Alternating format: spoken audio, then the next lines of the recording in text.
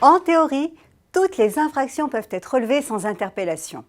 De même que vous pouvez faire l'objet de plusieurs amendes consécutives si elles portent sur différentes fautes. La verbalisation au vol ou à la volée vous semble souvent arbitraire, mais c'est pourtant une pratique légale.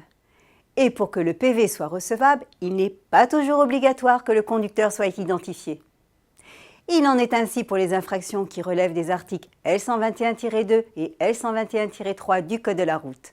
Elles portent sur le stationnement, le feu rouge ou stop grillé, le non-respect des distances de sécurité entre les véhicules, la circulation dans les voies réservées, bus, taxis, et les excès de vitesse. Ici, le Code de la route précise que c'est le titulaire de la carte grise qui est responsable pécuniairement de l'amende, à moins d'établir l'existence d'un vol ou qu'il n'est pas l'auteur de l'infraction.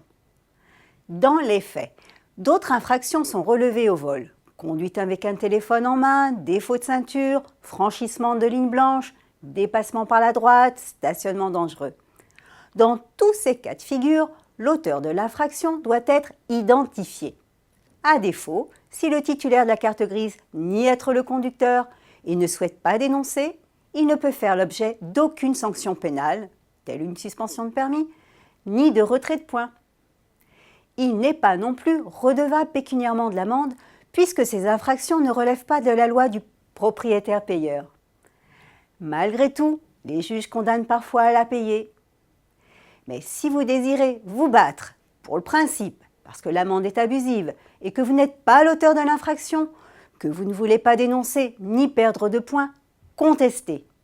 Vous sauverez au pire vos points. À la semaine prochaine!